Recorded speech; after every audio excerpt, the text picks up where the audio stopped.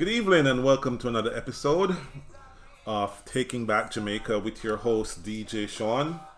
Just hoping that all is well and everybody listening to my voice, viewing this podcast is well.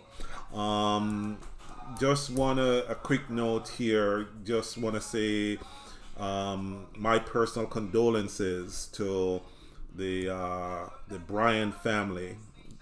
Received news earlier that Kobe Bryant and one of his daughters were unfortunately killed in a helicopter crash somewhere in California. So I just want to say my sincere condolences to the Bryan family at this time, and I hope that God gives them the strength to hold on and carry on. All right. I'm going to touch on a couple of topics today on my podcast, Taking Back Jamaica. First, I want to start it. I noticed where earlier in the week, Chief Justice Bryan Sykes in Jamaica pretty much used a very wide brush and painted the Jamaica Constabulary force as being inefficient, incompetent, and disrespectful. And I just quoted the words he just used right there. And I also saw where he just tore into an attorney who was in court and was without a jacket, had only a shirt and a tie on, and he spoke to decorum and he spoke to respecting the court. I just want to say this to Mr. Sykes. You might be having an issue, sir, but I think that the way you went about it is disrespectful, improper in dealing with the Jamaica Constabulary force. There are a lot of reasons why what's happening is happening, as far as why, and I'll speak to the point, there wasn't a police officer in place to stand, with the witness who was due to give evidence in your court. And I understand that perfectly. But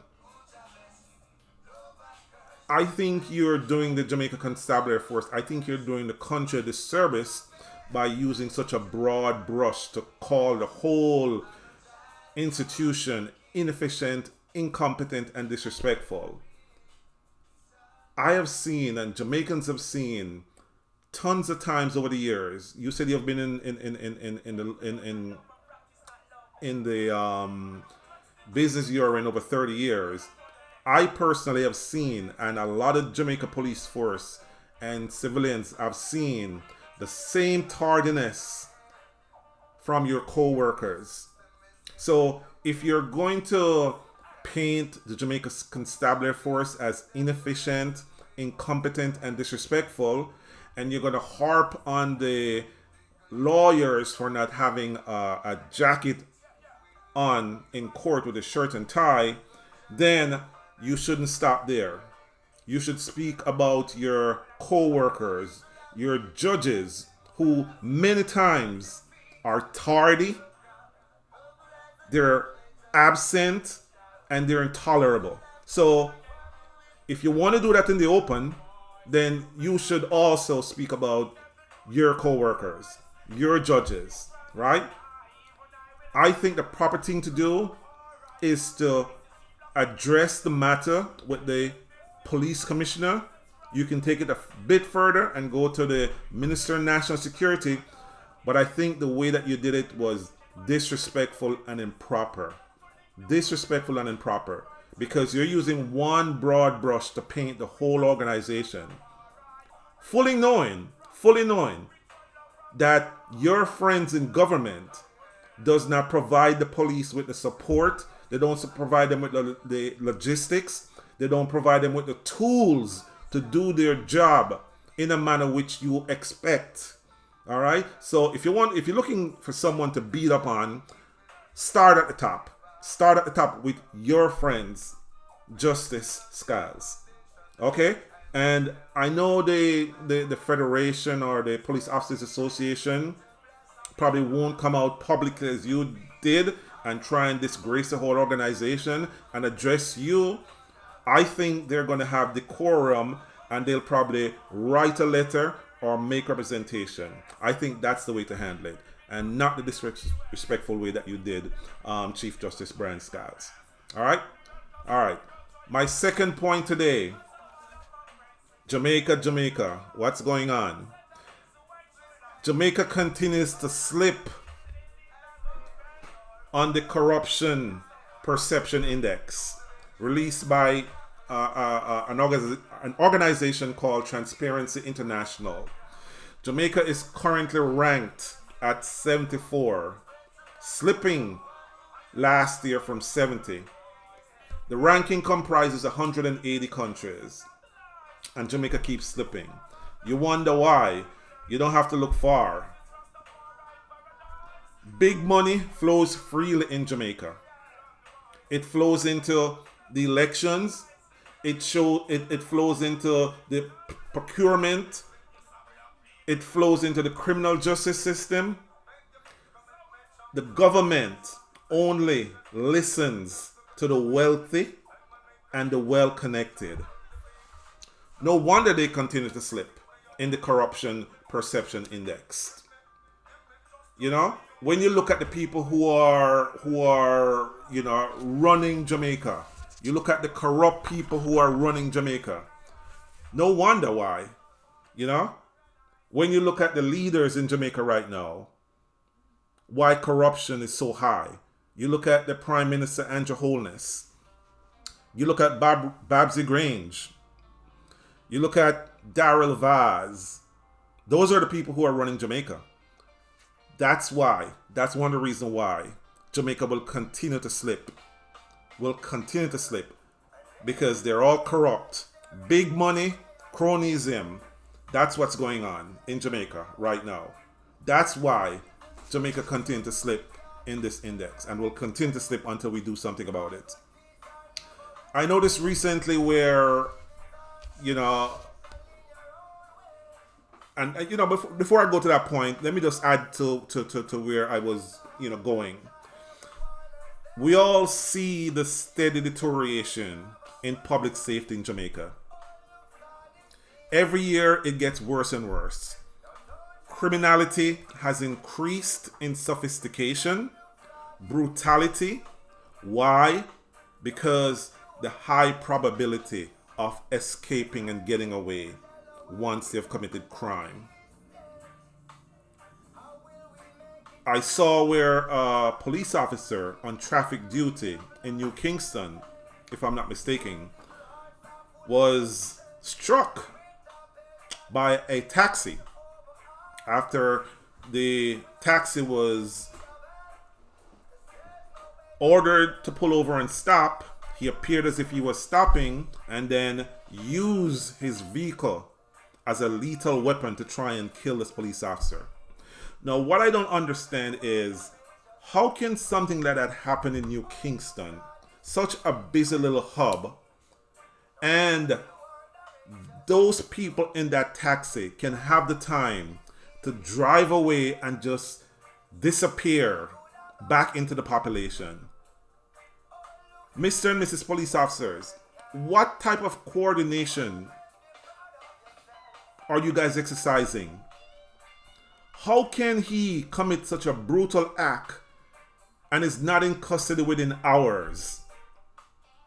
Don't you have some type of plan whenever instances like this happen, where you can lock areas down and search it like an onion, peeling and until you get to the middle and capture these people? I don't understand. Any other civilized country, a motorist uses his car as a lethal weapon to attack a police officer, within a couple of hours he'll be caught. The urgency, the optics doesn't look good for this. The optics does not look good for this. This person should be in handcuffs. These people should be in handcuffs long ago, the same day, within 24 hours, within 48 hours. Now, taxi drivers, it is you and the police officers who are out there on this road every day.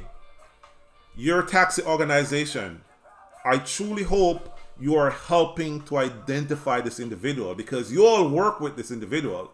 You know who this individual, you know who these people are.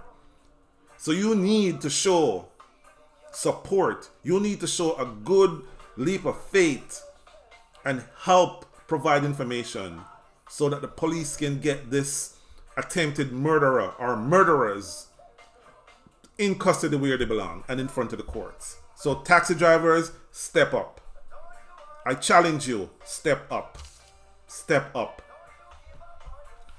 Another story that I noticed, I saw where the director of public prosecution was trying to get the legislators to include certain offenses, such as, simple larceny, pretty larceny, tied together in the anti-corruption gang, in the anti-gang legislation.